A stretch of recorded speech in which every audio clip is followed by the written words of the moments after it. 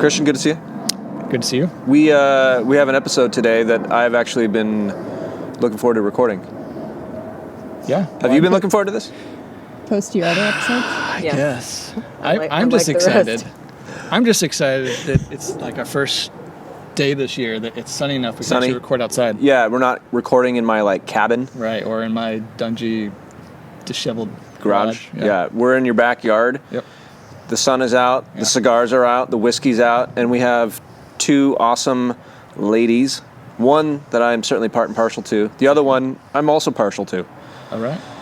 So, before we introduce them, and before we get into cigars and whiskey... We can hear you. You have a microphone on. Before we get into cigars and whiskey, let's do this. We are the Old Fashioned Dad Podcast, seeking to love dads and men through the person and work of Jesus Christ, while entering into tough conversations on marriage, mental health, sex, and parenting, all while sipping good whiskey. So, we have two fantastic ladies with us. If you want to look out there we go. To all our listeners, Julia Bringolf, who happens to be, we're married, right? Why do you guys have the same last name? That's weird. We're definitely not brothers and sisters. No. Are we married? We are married. You had to make this is my wife. Okay. Hi, guys. In case the rest of you are here that didn't know that. Yeah. My wife, Julia, and then dear good friend, Stacy Manning. Cheers. Cheers. Cheers.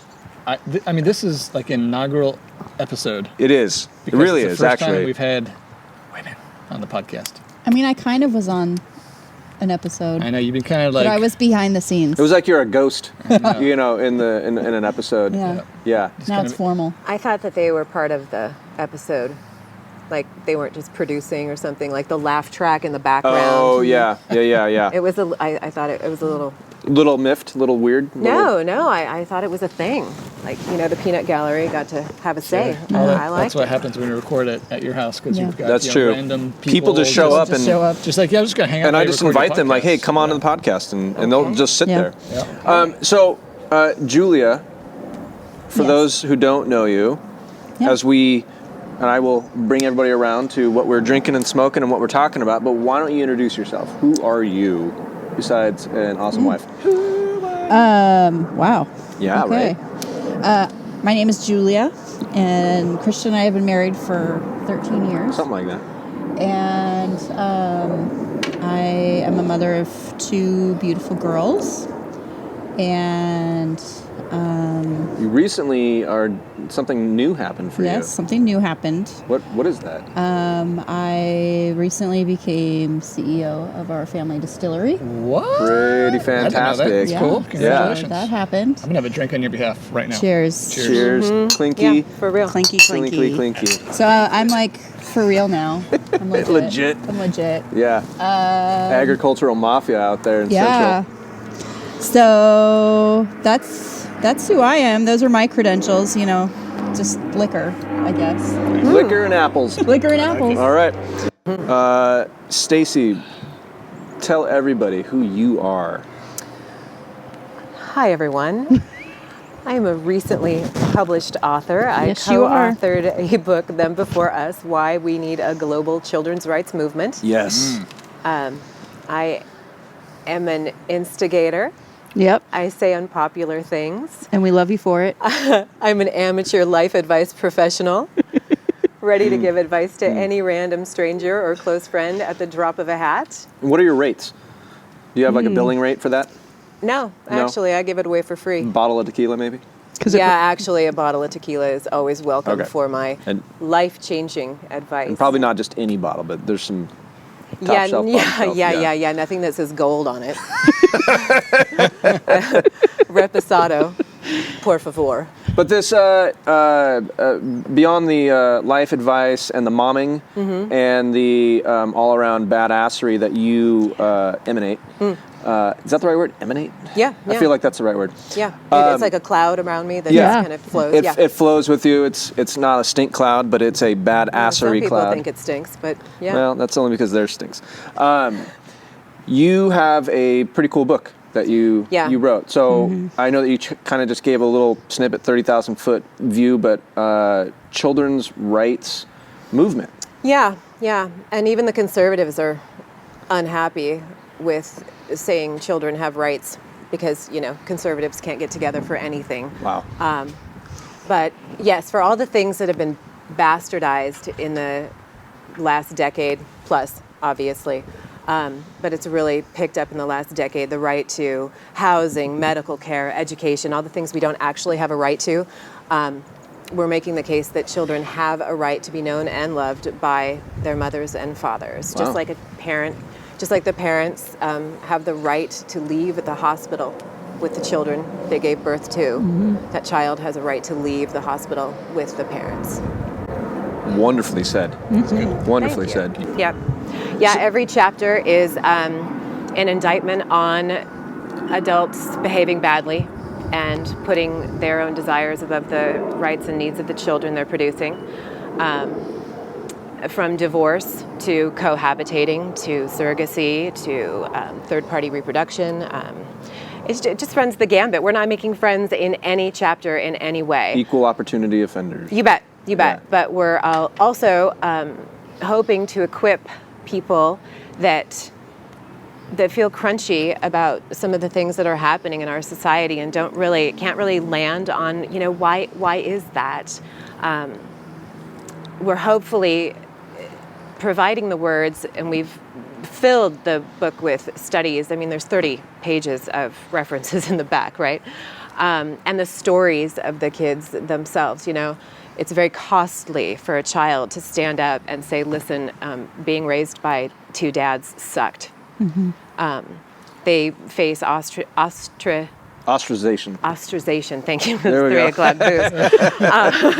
From the very people that raised them, kids that are being raised in households where they were so wanted because of surrogacy situations, to say that it's not great that their one parent decided for them that they would not have a relationship with 50% of their genetic history. That's not an easy thing to say to mom or dad, So, yeah, I mean, I'm just hoping to change the world. Now, small endeavors. Yeah. What's the best place to find your book? Anywhere books are sold. I'm happy to say that ChristianBooks.com is actually sold out, so they're awaiting a second copy. It's available on Amazon and on Target and on Barnes & Noble, although they are recommending it with the identity, or what's the transgender book that has been banned, and then irrevocable damage, maybe? Irreversible damage? is that by Shapiro? No. That was the one that, at the Amazon, yes, pull it and... by a woman named, I'm so sorry, I shouldn't have brought it up because I don't have the information. But anyway, they're recommending it alongside that, so maybe we'll get canceled or banned and then be a bestseller. All right. So I can buy a book and then get it autographed? You bet. Sweet. Okay. Yeah. Well, these are some fascinating guests. Yeah, I'm excited to... Why in the world do we have them on? Yeah, and I almost want to tease just a little bit more before that, because we have a cigar and some whiskey that, on the Old Fashioned Dad podcast, we typically enjoy. We don't cover in depth because there's a really great big topic that we're going to talk about, right? So they're not smoking anything, so they get to listen to us talk real quickly about the cigars that we're smoking. My father's cigar. Yeah. There's some real girth to them. Yep. Sure does. It sure does. And that's the first thing that comes to mind for you? Okay. Well, what can I say? So, very mild Connecticut wrapper, but I got turned on to this brand when went down to Arizona and visited some friends. Okay. And I thought that it would pair up very nicely with, I don't know if you're able to grab, maybe I'll do that, grab the Balvenie. Balvenie. Oh, it's the name of, okay. 14-year Caribbean cask There you go. whiskey. They sent this over to a guy named Denim & Whiskey. And, that guy's kind of a schmuck. I know, that guy is kind of a schmuck. But he always provides some good whiskey. But hot, though. He is kind of hot. He's got a nice beard. Yeah. In that male model kind of way. Yeah, in that male model. But to me, these pairings they're nice. They're nice. One's not overpowering the other. Yeah, they're both smooth and It's very drinkable and smokable. And we don't drink a lot of Scotch on the Old Fashioned Dad podcast. No, we drink a lot of 110 proof bourbon because we're men. Because we're manly men. So speaking of being men, Yes. we do a lot of masculine things on this show. We use chainsaws. Axes, axe throwing. Yep. We try to hunt, at least virtually. Work on cars. Yep. So, because we've got such a handle on masculinity, right? Wear flannel and leather. Yeah, and this is less for us than it is, and it's more for our listeners. We really wanted to bring you two, Stacy and Julia, on the show to talk about masculinity from a feminine perspective. Ooh. Now, I had we sat down yesterday, Christian and I, and we just brainstormed some real hard questions to ask you. Yeah, I should pull those up. And we decided, well, we'll just say what is masculinity, and then let you two just roll with it and see what happens. Because this is a freestyle episode. Well, I mean, I kind of like our just get right into it. Oh, yeah. Question. Let's do that. Let's do that. Go ahead. Can you read from there? I need glasses. Where am I? Oh, yeah. Okay, first question. Whew. And this can go anywhere. TikTok. Okay. Okay. Does toxic masculinity exist? No. Yes. Oh. Yes. Wait. Whoa. Yes. Whoa, Which is it? here we go already. Oh, boy. No, Here no, we no. go. May I? Yes. Toxic masculinity comes from a lack of proper training from men in the home.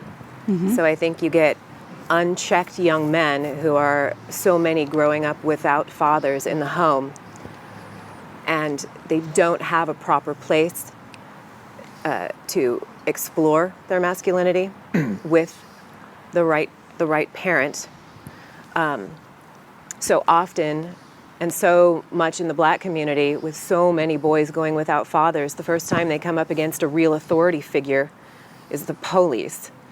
And things happen that cannot be undone when the work should have happened in the living room at home, with dad. So certainly it exists, but it's not because of men. It's because men are missing. Men are, whoa, what a powerful statement. Men are missing.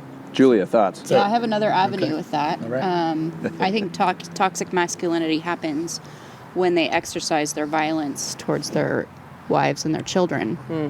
It's because they're not allowed to exercise their violence or their violent tendencies in productive, positive ways. So it's okay for men to be violent? I think it's okay for men to be violent in the appropriate context. And I think that men were given the desire to be violent. Like you have history upon history of men going to battle, to protect their land and their families. And I think that is God's design, and that men inherently are protective beings. And when they can't exercise that inclination to be violent for productive reasons, then I think that there are men that kind of explode, and that is unhealthy masculinity. So I agree with that, actually, and our society doesn't really honor that. Well, because any form of violence is bad, right? And just like even you using that terminology, like just think of that. Like God designed men to be violent. Like think about that sentence for a second. Sure. Violence is always seen as a negative thing, right? Almost always seen as a negative thing. Not in the boxing ring. Not in the boxing ring, but in most contexts, violence. Okay, there's violence in football, right? And there's hockey. Hockey. There's goons. Martial arts. And those are all the things that have been deemed appropriate, but they're not accessible to everybody. Sure, it's sanctioned violence. Right. Kind of like the military. Yeah. Yeah. So when I hear you say God designed men to be violent, like I think about myself, and I'm like, I think back to like my 20s. Like there's a lot of times and even in my teens, I wanted to get violent because I felt threatened, for one reason or another. But now when I'm, functioning in everyday life, I don't think about getting violent. I think a lot about protecting my family. I think a lot about my family's safety. Is that in there when you're talking about? I think that's maturing as a man. That's you maturing in your masculinity, is like harnessing your tendencies. If you want to become violent because somebody bruised your ego, then you're a dumbass, right? Yes. Sure. And in your You're- 20s, we can all agree you're kind of a dumbass. Not kind of. That was 100% true. That was 100% true. And at the mercy of higher testosterone levels. I mean, Sure. Hormones are serious business. So, I mean, is that propensity towards violence and it being expressed inappropriately, is that similar to how culturally it's only really appropriate for men to express one emotion, that's anger? No. Or, I mean, what do you guys have? I mean, obviously it's kind of a leading question, but I mean, do you see a correlation between I think that they're men being violent and angry? Well, Good question. unhealthy masculinity is men exercising their violent tendencies on their wives and children. But what they are not taught, and this goes back to Stacy's point, is how to be gentle and tender to their wives and their children. And that's like the gambit, right? You have these two polar opposites, and the pendulum should swing in the appropriate environment, and then it should swing in the other appropriate environment. And men should be taught how to care and be gentle and kind to their wives and children. Thus the importance of having Fathers. the fathers and mothers in... Wow, I'm like a flower. Is it a bee? Some bees are pollinating Circling. And so your question is an interesting one, Christian. Do you think that society only allows men anger as an outlet to, like, boys don't cry? Yeah, I mean, I think... Can I answer that after you answer that? No. Okay.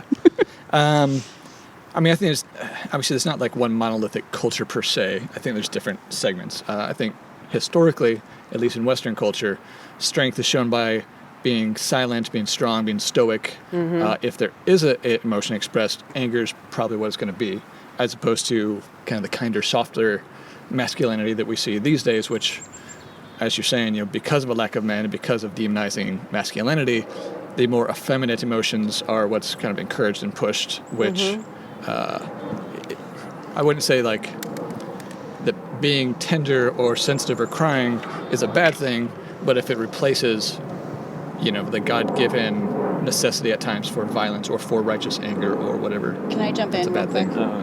Sorry. You guys, I just want to say, like, You when invited I say, the women on. When I say violence, I think that there's a huge difference between anger and violence in my mind and how I categorize that. So when I say violence, I don't say I don't mean anger.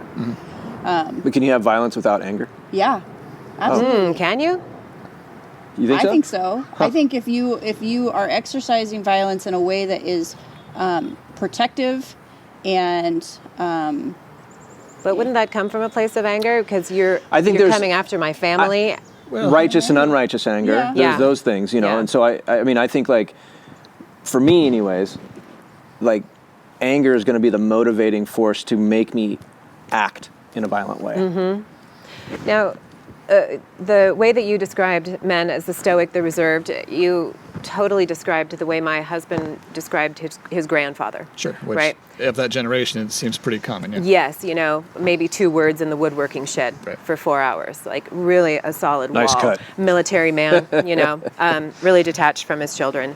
And the pendulum, as Julia is talking about, swung all the way through middle ground to soy boy, safe space. Sure. I need a coloring book and a cry room, and I'm supposed to be a grown-ass man. Yeah. Put myself in debt here in college. This isn't your husband you're talking about, is it? No. I'm talking about the soy boy that I would not have had 3 Oh, children you're with. just- The okay, imaginary gotcha, soy okay. boy that is crying and screaming and raging at the sky because the wrong guy got elected. Sure. Yep. Yep.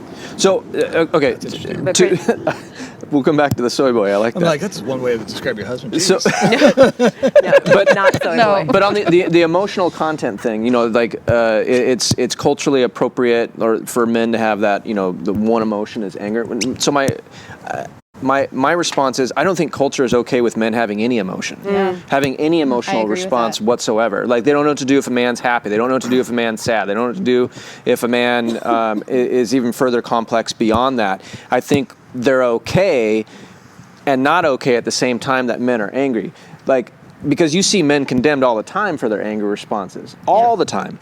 But it's the one emotion that society and culture has gotten used to seeing men display, simply because they don't really know or allow men to have anything else. And this does tie back to the point of fathers. Like, there's generations of men that are not teaching their sons what it is to be a man, having that tenderness, having that love, but also having that protective, like, I'm going to be strong, I'm going to stand up, and I'm going to be courageous and bold, and I'm not going to back down when shit gets hard. I mean, on that kind of point of whether or not anger always precedes violence, I guess I would assert that if your violence is coming out of anger, that there's a higher likelihood that it's going to be a sinful or inappropriate response. Because I know for myself, when I get irate with my son, like, usually what comes out of that is not a good thing. But if I'm in the military, or if I'm, protecting my house or whatever, it's not going to be, an emotional response. It's going to be, I need to do my duty. I need to protect my family, my unit, country, whatever it is. And there's far less of a, I'm pissed off and then I'm going to react. I don't know. That's kind of my thoughts on that. Yeah, I think there's, to your point, Julia, I think, like, there's reactionary violence, and then there's, like, violence that comes out of a place of, like, I'm gonna be protective. So, like, military, like, you're gonna engage, like, when there's combat, you're gonna engage in acts of violence, but it's not necessarily from an emotional reaction. Right. It's not because you're hateful or because you're angry that they wronged you. It's just like you're doing your job to. But it's not, your objective is. And it's not to say that an emotional reaction that leads a man into violence is also bad, because there could be, times in which an intruder breaks into your home, and it creates, like, what the heck are you doing in my home? I'm going to go grab my shotgun right now, and I'll give you a warning shot, and after that, don't even bother with a warning shot. Shoot to kill immediately. Shoot to kill immediately. Yeah, if you pull the gun out. Yeah, don't pull a Joe Biden and shoot in the air, which is illegal. Yeah. I just, maim them. Don't try to kill them. Yeah, it's great way to get. So men are masculinity. So toxic masculinity. What I'm hearing is like really a result of, like, fathers just being absent. Yeah. Lack of instruction. Yeah, and doing the dad things. Fathers. Have you ever seen a mom tossing a toddler in the air? No. Can't recall that I have. Dads are physical. They're rough and tumble. They're much more likely to play with the kids on a gross motor. Moms are more inclined to craft with the fine motor at the table. I'm not. Okay, I'm making generalizations. And nobody gets a report card here. But, generally. And, of course, there's going to be variations, and not everybody and not always. But, men are physical. Men are visual. Yep. Like, when the way that they relate with one another is a physical thing. When I discovered that I could get more out of my eldest if we were working on something together and not making eye contact with one another, but engaged, and then conversation was a second element to what we were actually doing. Those were the real juicy moments, the real moments of connection. We're just made differently. Yeah, and we've talked about that before in previous episodes, where women tend to relate to each other face to face, relationally, while men tend to be side to side doing something in common, heading in a common direction. And that's why we like to have you guys around, because things get done. It's true. I don't have a honey-do list. Joel does. Yeah.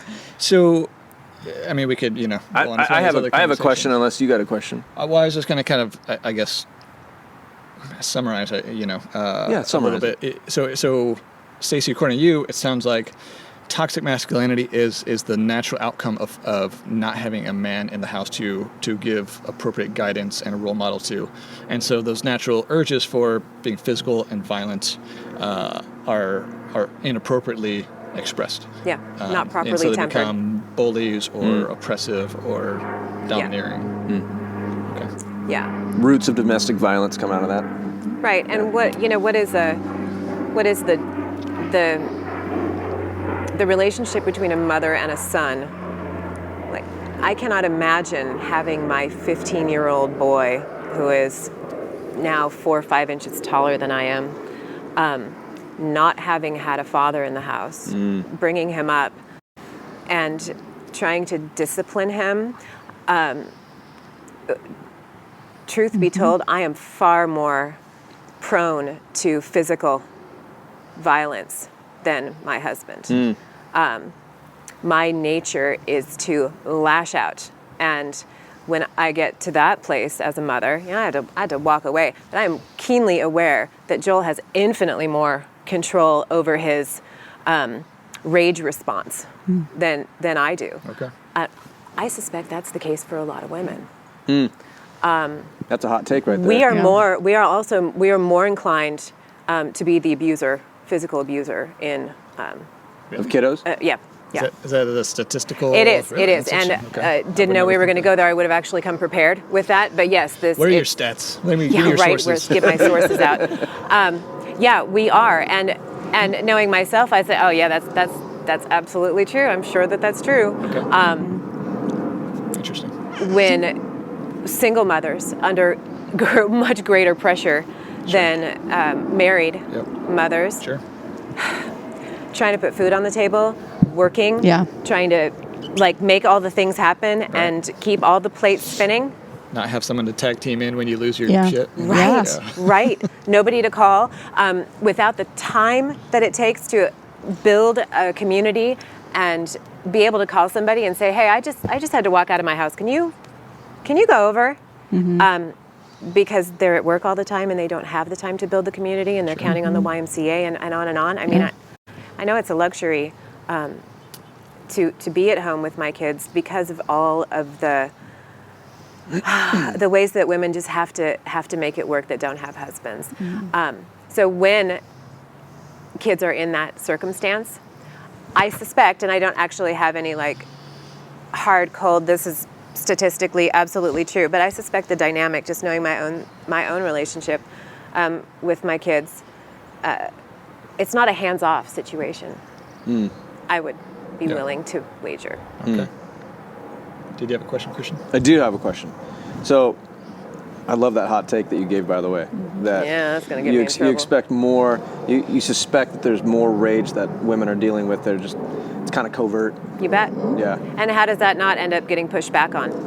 Because how does a young man not feel nothing but total anger that he's missing out? That he's chosen, that his father has chosen not to be in his life to train him. What is it that every shooter has, every school shooter has in their background? It's a fatherless home. Yep. Sure. Well, it seems like that's even more on the rise. Higher so in some communities than others, but yeah. So here's my question. So we've got toxic masculinity dialed in. We figured that out. We don't even need to talk about it anymore. We got it. It's so toxic. Yeah. I'm curious though how both of you, and you can speak to however you want to address it, is how have you experienced masculinity? I mean, both have had fathers. At least I know you've had a father. I assume you've had a father in your life, but maybe not, and maybe this is where you really get to do some therapy here. But both of you have had fathers or have fathers and have had boyfriends and husbands, and so I'm just kind of curious, how have you experienced masculinity? You can say whatever you want, sweetheart. Oh, I can't. I give you permission to speak. That's nice, Christian. Very nice of you. As long as it's good about me.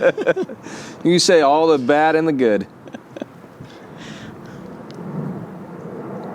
Okay, I see what's happening here. Well, I'm glad one of us does.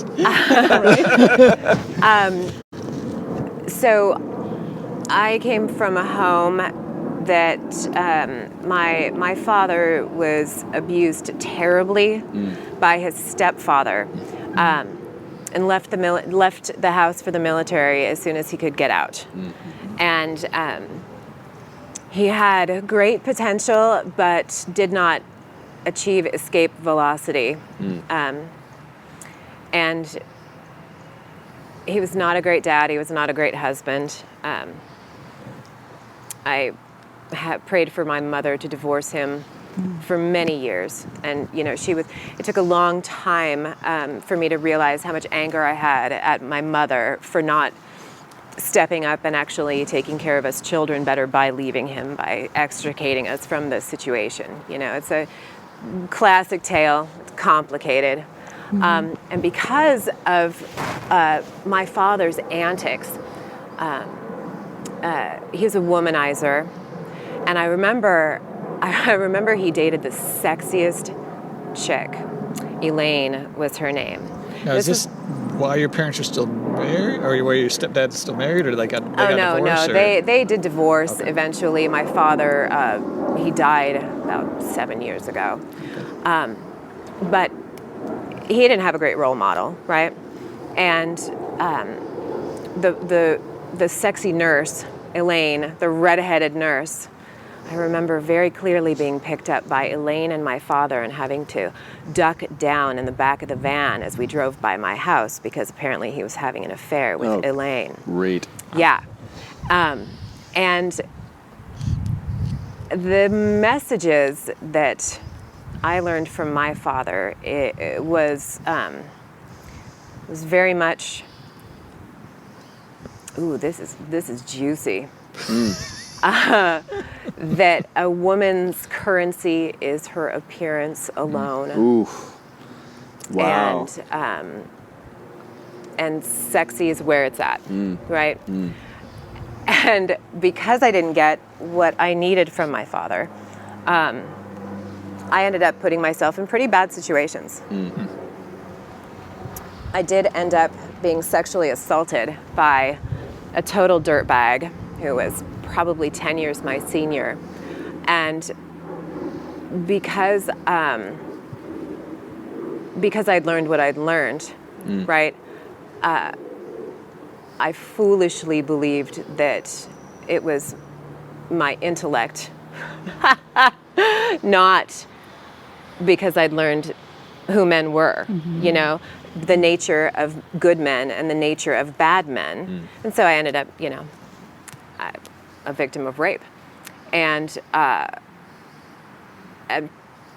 while he was 100% responsible for his assault on me, I was 100% responsible for putting myself in the situation that I put myself in. Having said all of that, just crazy confession. There you go. You're welcome, YouTube. Yeah. I love men because while there's a couple of experiences, that being the roughest, the number of men who have cared for, loved me, nurtured me, rescued me, far outnumber the men who have been uncruel and unkind, or cruel and unkind. Okay. So my education in masculinity kind of came from a bad place, a back door. But thank God I married such a great guy. And when you marry a great guy and you have a healthy marriage, healthy, happy, great guys attract other healthy, happy, great guys. And you end up in a community with men like you, frankly. Yeah. She's talking about you, Christian. Well, You too. Oh, thanks. I bet there's a little slop over here. Yeah. Right? So, Stacy, thanks for sharing that. That's a lot heavier than I think we've ever gotten on the podcast. But I've wanted to go that heavy before, but Oh, I'm pulled back. sorry. No, no, it's not you a know bad what? thing. There's a lot of women that have my experience. I I don't believe doubt that. it. And I Yeah. know that. I don't doubt it. It's Yeah. And I'll say it because it happened, you know? Sure. I mean, what was there? I don't know, for lack of a better term, like kind of an aha moment for you. I mean, because it sounds like you put yourself in that position because of a lack of a good example of masculinity in your life. But then here you are, decades later, married to a great guy, kind of seeing what healthy, masculinity, God-fearing masculinity looks like. Yeah. Was there kind of an aha moment, or like how did that happen? I mean, were you a Christian at the time, or did you become one later, or like what? No, I was not a Christian at the time. I met Jesus maybe 10 years ago. On the road maybe. to Damascus? I relate to Saul the most, for sure. I owe a lot of Christians an apology for saying such awful things about you brothers and sisters. I take it all back. God got you in the end. No, actually, this might sound trite, but I started listening to Dr. Laura, and truth just has, I know, right? No, truth just has a ring to it. Yeah. Sure. And she's the mother figure that I just didn't have. Yeah. And I listened obsessively. She don't care. She's like a honey badger. She don't give a shit. But she doesn't care because she's on the, well, she's right. Yeah. She is right and she's correct. Yeah. And hearing the truth spoken bluntly and that spoke to me in a way that like, oh yes, that is the answer. That is the path. These traditional things, there's a reason for these things. I'm not special. Yeah. There's an order to do things, and I'm going to do that. And once you start to, once that bell is rung, you can't unring it. Yeah. So I would say it was kind of a rolling aha, episode by episode moment. So, Julia, let's hear from you. Okay. Yeah. I'm not really going to go the life experience route. Oh. Sorry. Thank you for your life Whatever. experience. I mean, I definitely identify as like a late bloomer in life. Like it wasn't until like my late 20s, early 30s that I actually like put my big girl panties on and said, okay, let's adult here. And, I kind of like relied on you. Like I fed into the Christian cultural narrative of like the man is the head of the house and I should just rely on you for all the things. And I don't think that's appropriate. And so I think earlier in our marriage, we didn't really have the masculine, feminine thing dialed in. No. Because, I mean, you were a little bit of a jerk. No, I was a lot of jerk. He was a lot of jerk. I was a lot of jerk. Okay. Yeah. And I didn't really want to put my big girl panties on. I like that phrase. Yeah. Now, what do you mean by that? You mean like you're like, just kind of like taking responsibility to your husband? Yeah, I was advocating my responsibility to my husband. And what is a wife's responsibility to a husband when you've got obviously the context of Scripture of woman is the helper, man is the head, Proverbs 31, woman, all that. Yeah, I looked to him to make all of the decisions that I didn't want to make. Okay. And I looked to him to solve all of my relational problems that I didn't want to solve. And how do you do it? This is pretty personal, I'm just saying. Did he do a great job? I don't want to go to life experience. Yeah, right. So I'll just start there. Let's just dive into it. So Christian just nailed it, right? I know. I mean, he just handled all the issues. Well, I mean, he did. He shouldered that responsibility, but it did damage.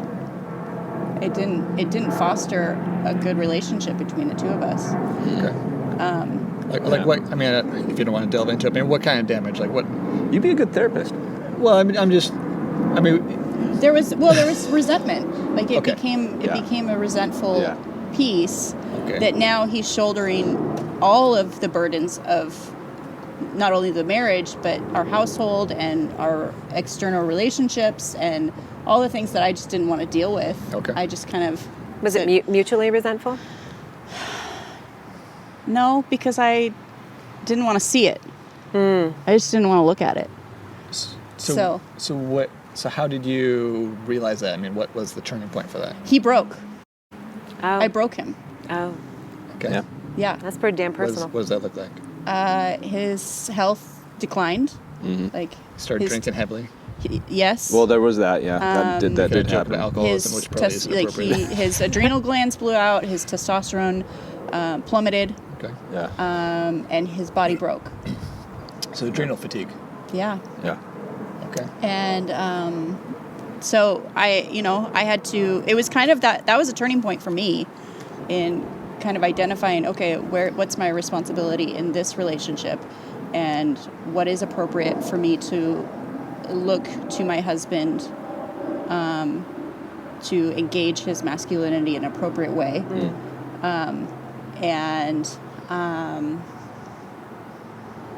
Yeah, I think it's gotten a lot better from there. And it's helped Christian, that was a turning point for him too, when I repented of that behavior. It was slow, but he started to, his jerkiness declined. And I was a dick. his engagement his engagement to be masculine in an appropriate way increased. Okay.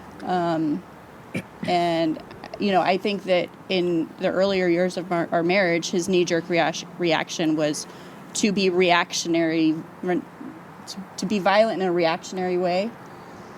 Qualify the violence part. Well, I mean, I'm not hitting you or anything. No, I know. But there were times that you would Emotionally get hitting you. frustrated and angry with me, and you'd punch I'd get loud. walls Yeah, and I'd punch walls. Yeah. Yeah. storm out. Yeah. You'd just leave. Yep. All true. And yep. And now Us ladies have a big old umbrella that we call violence, don't we? Yes. No, you never hit me, but damn, you say mean things Yeah. loudly. And that hole in the wall over there. And it's not what you're saying, it's the way that you're saying it. Don't get me going about that. So violent. The content might be true, but I don't like the I don't tone. like it. Wipe that look off your face. But it's so true, though. I mean, it's scary. I mean, you got a husband who's bigger, stronger than you. Yeah. Acting exactly. in an uncontrollable manner. I mean, even that physical difference between men and women, there's a purpose for that. There's a reason for that. Because if someone's going to knock on my door at 3 a.m., you bet your ass I want my husband to go answer the door. I only came over at 3 a.m. once, okay?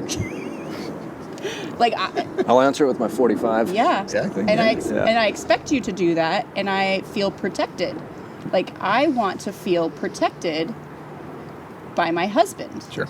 And I think that there is a level that women look to their men to be big and strong and protective. And it's crazy to me, I was thinking about it this whole time you were talking, is that politically, men are feminized, bastardized.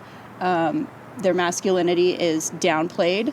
But if you look at every single story, every movie, every fantasy, every action film. Yeah, every action film. Men are strong, they're protective, they're violent in the appropriate ways, and they're glamorized. And we want more. And we want more of that. Yeah, Sure, it's a because it's reflection. sexy. Yeah. You got 6 Die Hard films. Right. Well, it's a reflection of how God created men and how He created women. Right. I mean, one of the things. It seems like every episode we end up talking about Mars Hill in some way, but one of the when I first walked in the doors of Mars Hill before the Ballard campus, Pastor Mark was talking about men and women roles, and I'm like, I've never heard this before. This is crazy. He was going through Genesis, and he was talking about how men are created to be protectors I suppose. and lead the family, and Sweet. Respect is a huge thing for them, and women security. And when the man doesn't do that, when he abdicates his masculinity and his responsibilities, the women feel insecure, and so they try to fill that role. Right. They're not designed to fill that role, and so while they're trying to take up the slack, they fail at it, and then they blame the man. It's just a downward spiral. You know, Right. and that's where we are culturally, where the culture is basically saying, hey, man, stand down. Stop being masculine. The women could be just like a man. And they're wondering why like things are spiraling out of control and suicides up and stress and antidepressants levels and all that stuff. I mean, it's... Well, and feminism was just the wrong idea in its inception. Sure. It wasn't. Well, I mean, would you say it was a wrong response to a valid concern? I couldn't have said it any better myself. Yeah. Exactly. You know, when See, I should be a woman. I could when we used to vote by property, right? When only property owners were allowed to vote. I remember those days. What's that? No, you remember those days? I don't remember Right. those days. None of us. It was a while ago. Right. Yeah. In no way do I believe that a man simply made the decision. He consulted his wife, his life partner, Sure. what's going to be best for our family. You know, we have the arrogance of living in this modern time, and we think, oh, you know, the people that came before us knew nothing. Right. We're so primitive. Chronological we know so much. snobbery. Right, Yeah. right. Is that? I'm sure that that's an excellent What was that term. you If said? there's Chronological snobbery? Yeah. Yeah. Yes. Where we assume that Or we sorry, are more sorry, advanced. Michael Crichton coined it as temporal snobbery, temporal snobbery. Okay. But basically that we assume that we are more advanced and smarter than those who came The before cultures us. that are Yeah. coming, the Right. generations that are coming after the previous generations are smarter and know more. Yes. Yeah. Yes. Well, The pursuit of constant progression. progressive, ridiculous. regressivism. That women didn't have a vital role is arrogant and stupid in my opinion. Did women deserve the vote? Well, yeah, but the fruits of that has taken this country further and further left. There's a lot of factors in that, but okay. If you want to blame all women, that's fine. It's just causation versus correlation. I love that one. But the suffrage, women's suffrage, and all of the right to work and I fear that I think that the women looked at the men who had it all and they had all the freedoms and they were exercising, you know, moving through society effortlessly as women saw it, I think, instead of trying to become like men, which is really the end game for feminism, what we see now, even in like action movies. Yep. Sure. 120-pound women kicking ass, come on. Yep. Yeah, it's totally believable. yeah. I mean, if you don't Right? understand physics. Yeah. Right, if you're You can be anything you want to be, though. That's right. No, you can't. Uh-oh. If I want to grow up and be a football player, I can be a She's football pushing player. against the cultural narrative. No, you can't. I know. God made you with gifts, And they are not football gifts. and we are doing our children a disservice when we say these lies. Yep. You cannot be anything that you want. That's not a thing. You could be really good at a few things. So seek those few things and cultivate those things. You can suck at many things. Sorry. I'm proud to suck Truth. at science. I suck at science. And I suck at math. Julia is very good at math. Very good at math. And I feel like I'm very good at the psychology, emotional stuff, and I think we complement our kids in that way.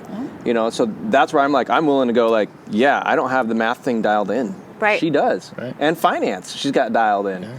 And I'm so grateful that she does that, you know, and so I think like that's how God designed masculinity and femininity, not to be one above the other, but to certainly complement each other. And I know that there's going to be people out there that hate the term complementarianism, but I mean, that's what it is. Right. Yep.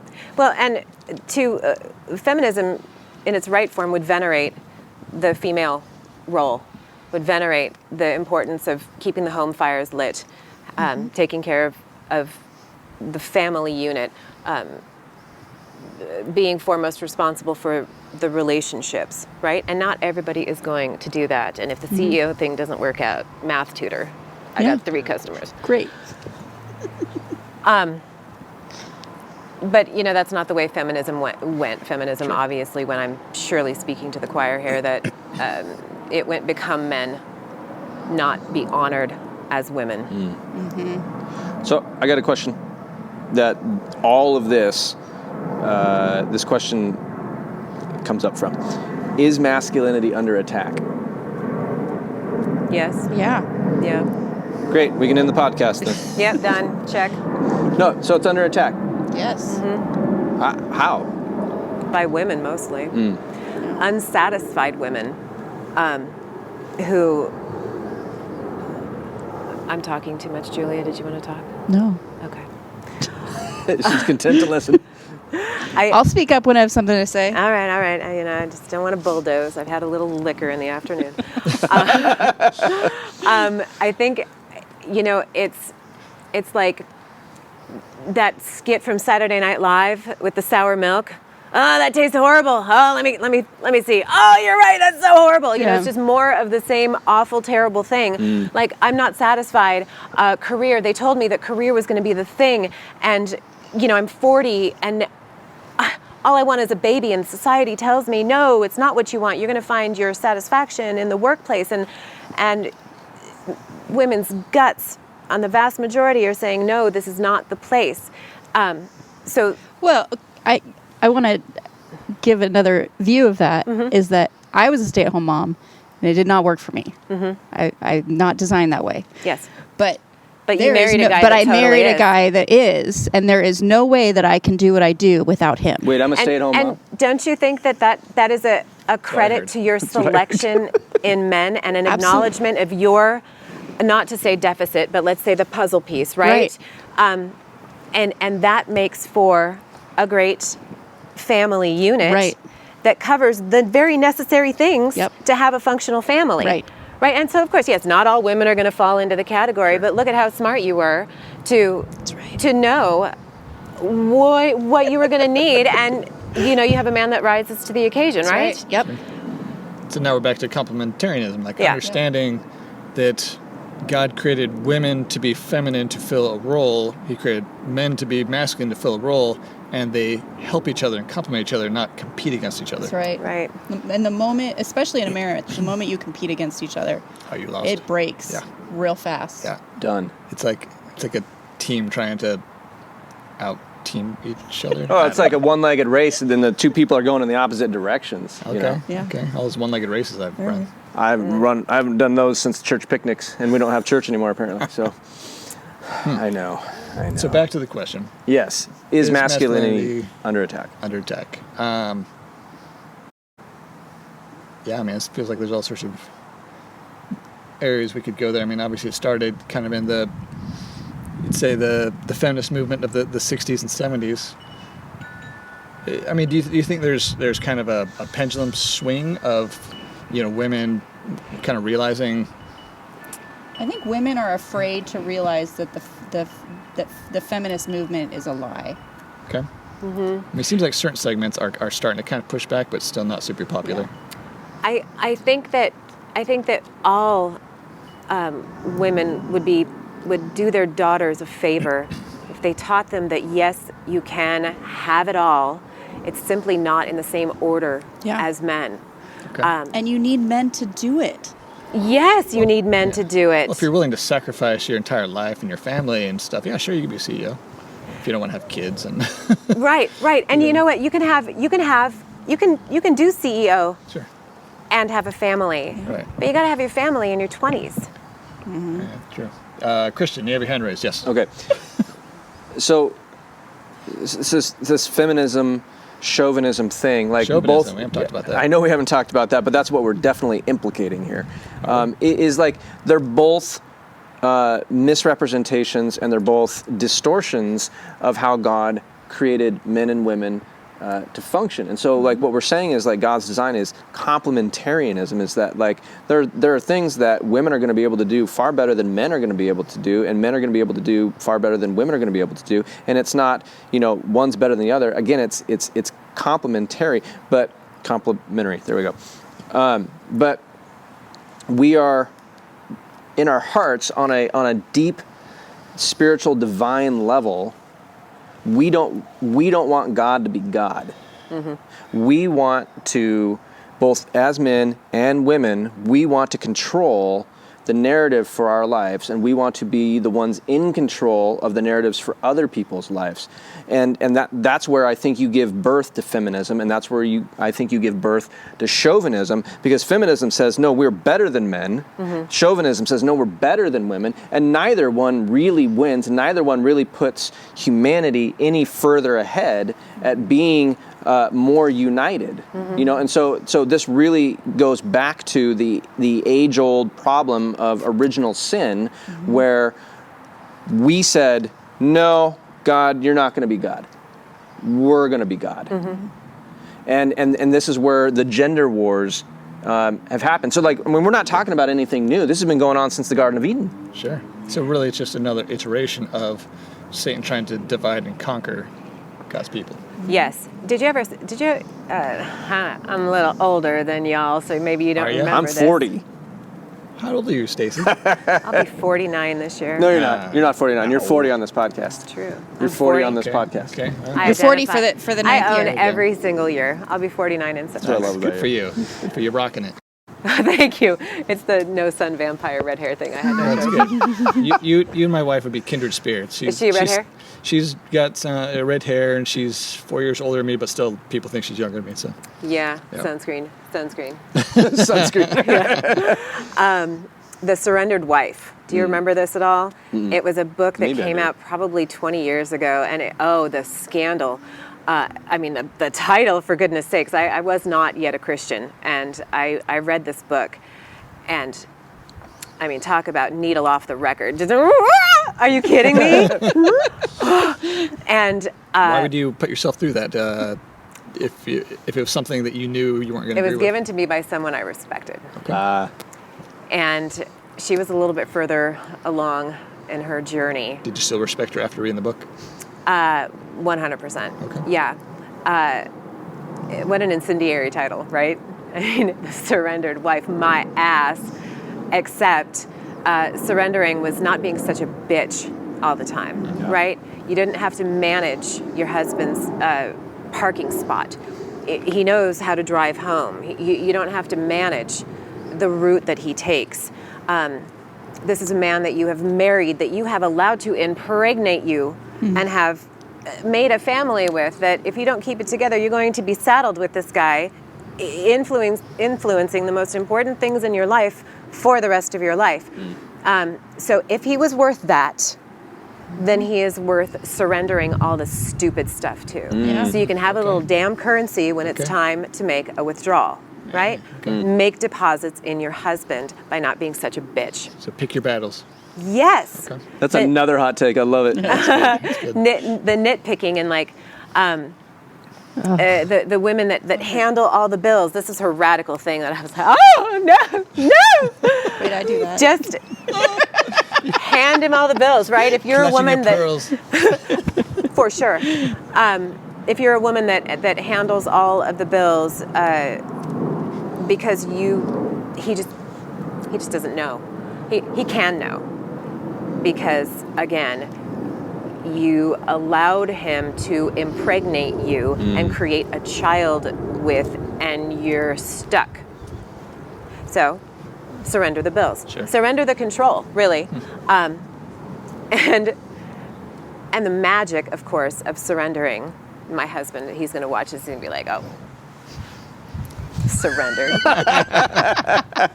But, I try. To not fight the little things and to respect your husband because he has an opinion that's different than yours, and knowing in your heart, not just your mind, but your heart, that yes, and it's actually as valid as your own opinion. Then all of a sudden, the love really starts to come your way. The dynamic that you two were describing there, like the fighting and the competing and did you see all the dishes that I did today? Did you, God, I worked all day and the house is clean. Yes, and he's been away slaying dragons or whatever all day. It's not a competition. Yep. Yeah. Somebody has to give in that dynamic, right? Somebody has to lay down their pride and say, I love you, thank you, halt die Klappe on the things that are parking spot, shut the mouth. Halte Klappe, German. It's better than saying shut up in my house. That's what my kids get to say, Halte Klappe. I like that. Can't touch my German Halte roots. I'm Klappe. gonna start using that. Stop the mouth. And the magic happens in a relationship when someone, and from this woman's perspective, the wife surrenders the nitpicking and surrenders to loving, and at least I saw that when that happens, the love starts to flow from your husband. It's given more generously. It takes away the competition and the, I don't know how it is in Genesis. And so what you're talking about is you're really getting into it. For me, it brings up this biblical idea of submission and authority. And so and as men and women, and this podcast episode is not necessarily about that. We've got another one in the works that we probably will cover that. But we do? Awesome. I know, right? Can't wait to hear it. But we didn't stay in the line. I know. But this, what you're talking about, you have to have kind of an understanding of what it means, biblical submission and biblical authority is, and you look at Ephesians 5 and yes, it says wives submit to your husbands. It doesn't say wives submit to men. It says wives submit to your husband, but it has this big long Paul has 4 or 5 verses just aimed at husbands on love your husband, lay your life down for your wife as Christ laid his life down for the church. And if you're a woman listening to this, you're not a Christian, go and understand what Christ did for the church. It wasn't just about he physically died for the church, but daily he went through sacrificial things for the church. And so there's so many things that as a husband, when I go to heaven and I stand before God, there's going to be hey, let's go ahead and give a rundown between me and God. How did you love your wife? That is massively important. And that's not you can't get there, I think, unless God impresses upon your heart this idea of biblical submission and biblical authority. Everybody is under authority. Literally everybody is under authority. We are even if you don't believe in God, you're still under his authority. Just because you don't think God exists doesn't mean that you're not under his authority somehow. And so we are all under God's authority. We are all under the sacrifice and the life and death, burial and resurrection that is Jesus Christ. And so, we all give an account for how we responded and how we reacted within the things that we were stewarding. And believe me, men and women, we steward the relationships in our marriage and in our parenting. And so, as a man, did I love my wife well? Makes it so much more difficult for the non-believing couple because as a believer wife submitting to her husband, to know that the husband is submitting to God makes it much more palatable. Yeah, sure. Well, the God, like you're saying, preach it, brother. That's awesome. That seemed prepared a little bit. It's like you're getting ready. A little fiery sermon. He says this in counseling to his clients. It's like you're Were you recording it? It's like you're getting ready for seminary or something. I know, right? But the God of the Bible is a God of order and of hierarchy. Like you're saying, there is a hierarchy in God's world, and it's not one of the person at the top.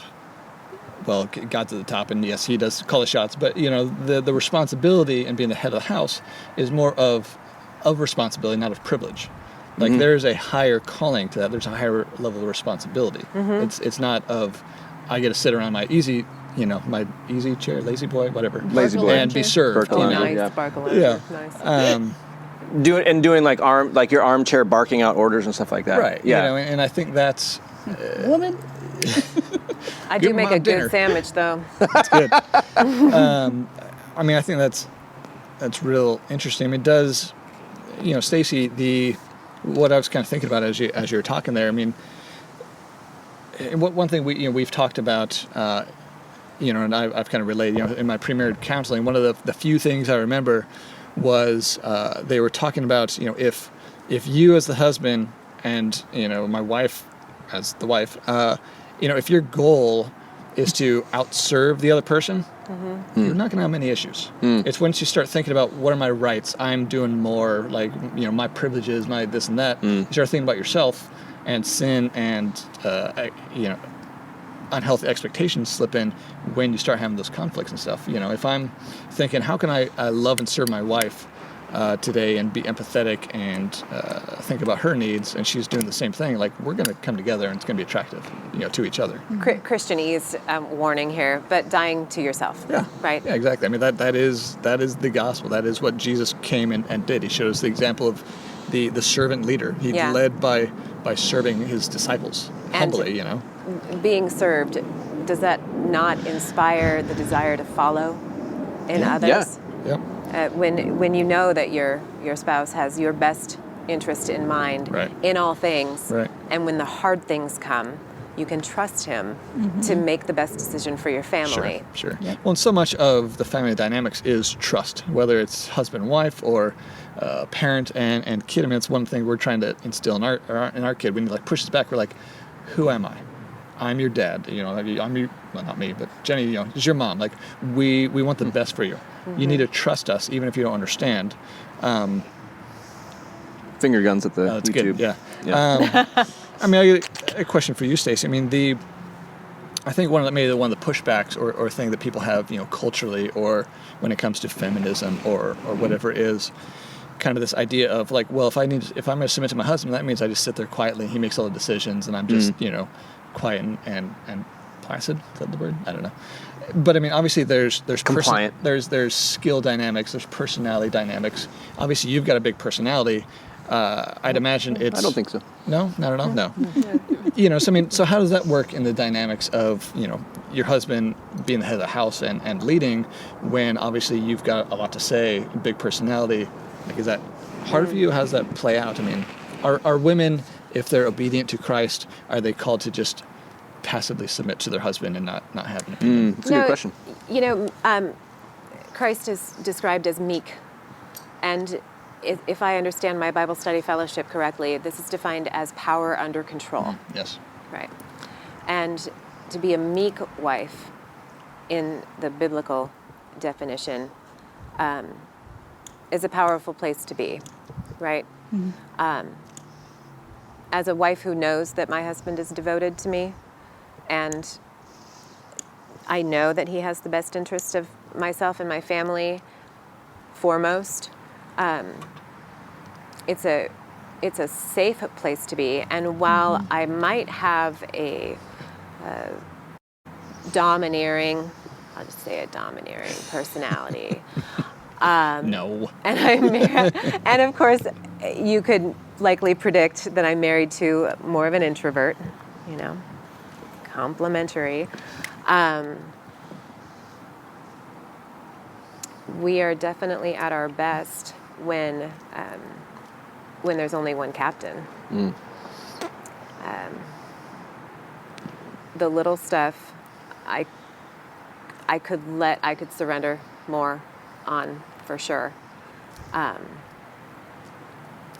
And it's helpful.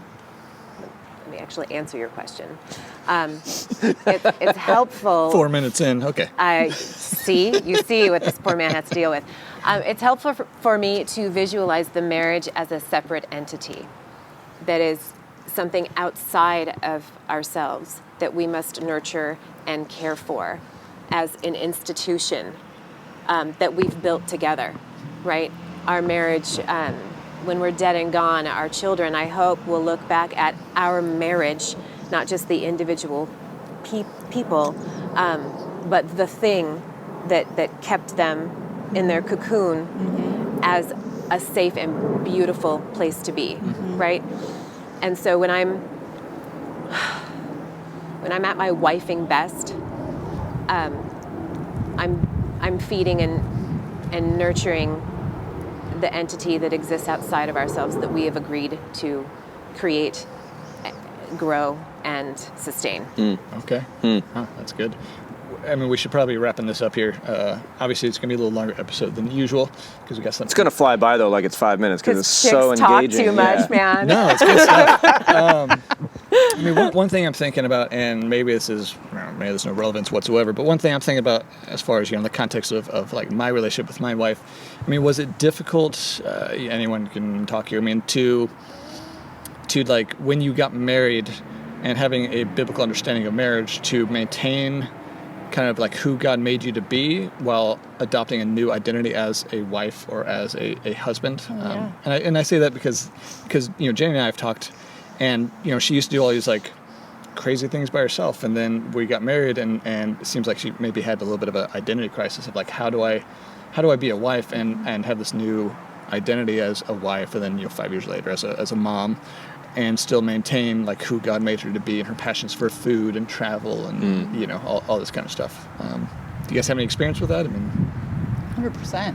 But I also got married without, like, I didn't really have a strong sense of my identity. So I was a Christian, but like I didn't really know my direction in life. So, and that goes back to like the late bloomer thing. And so it's like, How old were you when you got married, Julia? 25. 6. You were 26. Okay. Or were you 27? I was 27. You were 27? Yeah. So I was 26. Okay. And you'd think that that'd be old enough, but I don't think it was. 20s, didn't know what I was Right. doing. You don't know what you don't know. But yeah, exactly. Right. But that fed into like the whole thing of like advocating responsibility. I thought that being obedient was just advocating everything to my husband, and but that was laziness. Like so I didn't really know how to engage as a wife. I didn't really know how to take what I was learning as a Christian and digest that and make it applicable between Christian and I. And we kind of have somewhat of an unconventional marriage. And I might be talking out of school here, but you didn't necessarily see it at home either. It's not like you were raised in a family that was very biblically structured or informed. Yep. And so when you don't see it, you're kind of making it up on your own. Yep. Right? Yeah. Yeah, I mean, that was my situation. I had to become a Christian until I was, 14, 15. Yeah. Jenny grew up in a Christian household.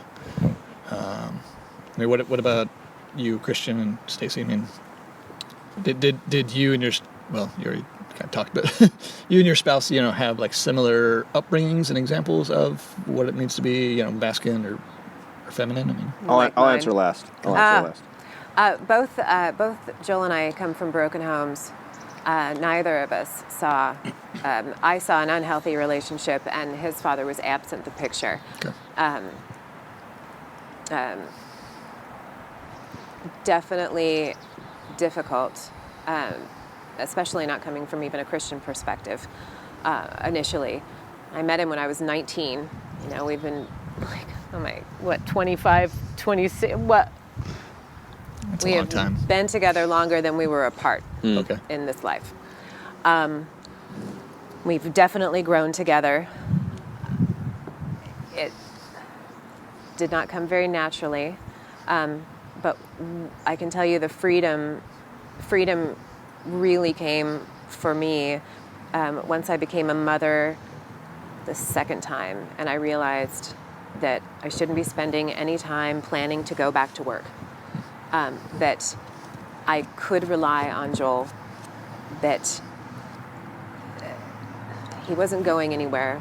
I was not going to be abandoned with these children. I didn't need to be making plans for my life. My life was actually happening right now, and it was time to be present in it. And there was definitely freedom in that. That lends pretty naturally to surrendering because you are dependent, right? Mm-hmm. Sure. Tough-ish, but hopefully I'm counseling younger women to figure it out and, get on board and enjoy the luxurious nature of a happily married woman's role in the home. Okay. Christian? I mean, I came from, like, my parents are together, but I don't know any family that's without its dysfunction. Like, every family has its dysfunction, to one degree or another. But I mean, I came from a blended family, and both my parents, came from abusive households. And like my dad, he was a product of infidelity, and he's a good dad, but he's a sinful dad. And so like there's a lot of his temperament and stuff like that like I was influenced by. And so I think I certainly brought that into, my marriage. And the one thing that I don't know, like, I don't want to like indict the church, and at the same time I do. I don't know that the church ever really taught me how to be a man specifically. Like there was men in my life in the church that were manly, and I can draw lessons from them, but I don't know specifically that I felt like I was taught to be a man, and furthermore how to be a husband and how to be a father, and really cherish and cultivate a marriage and be responsible and love my wife. And I say that because it's only probably maybe been within the last 4 to 5 years that I've actually have been learning how to be friends with my wife. That's just different.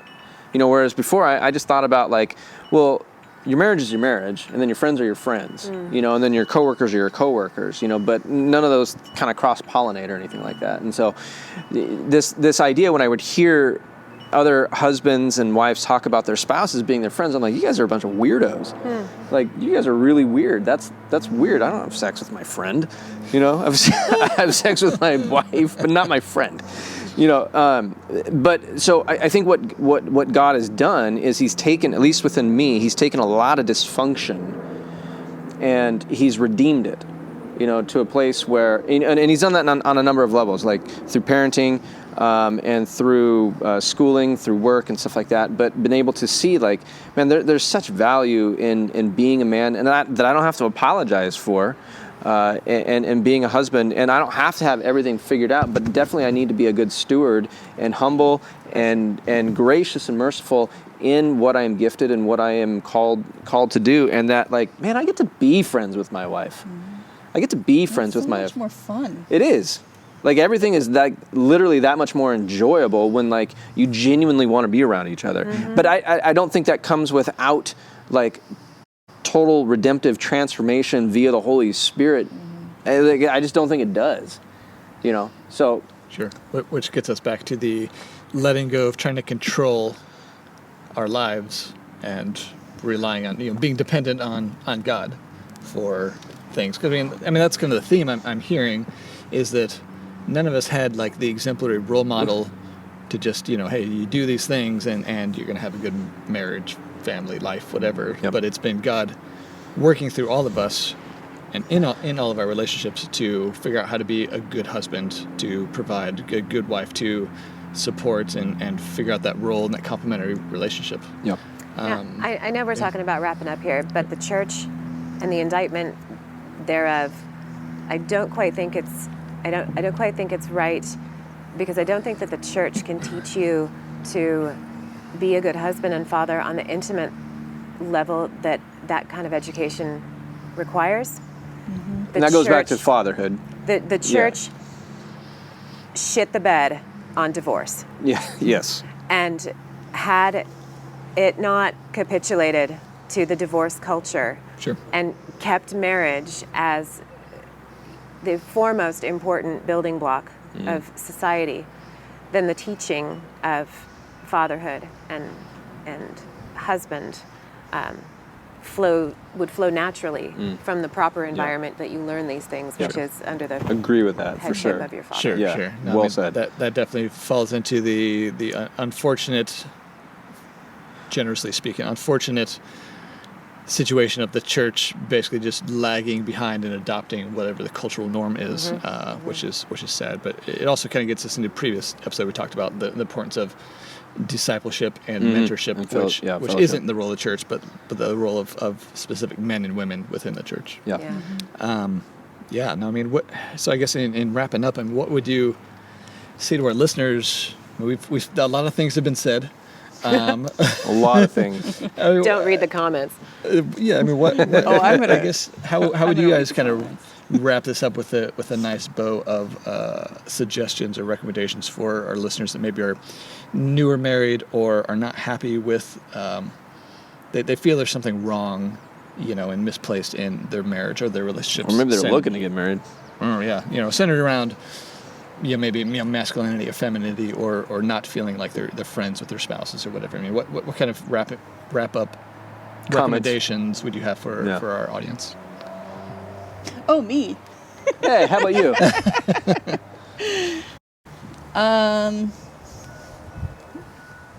That for a woman who is about to become a wife, your husband is meant to fill the role that you are not. If that makes any sense. It does. You can't be everything. Exactly. Don't try. And don't try, and embrace that, and be thankful for it. Mm-hmm. Mm.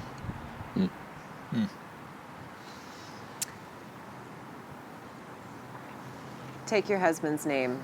Yes. The patriarchy is not a thing. You're going to be associated with a man for the rest of your life. Make it your husband, not your father. Dang. Good words. Should I just stop there? Wow. Wow, That's awesome. And do the hard thing. Every circumstance that you come across in your relationship with your spouse, your kids, there's going to be two choices you can make. The easier choice is never the right choice. Do the hard thing. It'll cost you more, but it will pay in dividends. Mm-hmm. That would be my advice. Okay. I don't have anything to add. Well, on that note, at almost an hour and a half in. Sorry, guys. No. Yammer. This was the reason why our episodes are usually a lot shorter is because we just don't have much to say. Yeah, we're not very smart. Yeah. Yeah. So we wanted to actually make the podcast more interesting, so we invited you two on. Yep. Thanks for having us. Yeah. I think we've accomplished that. So, dads, fathers, husbands, as always, And wives. And well, I was going to get there. Oh, I was going to get there. You cut me off there. Women, mothers, wives, future mothers. We love you and we care about you and we are praying for you. And so, as always, shoot us.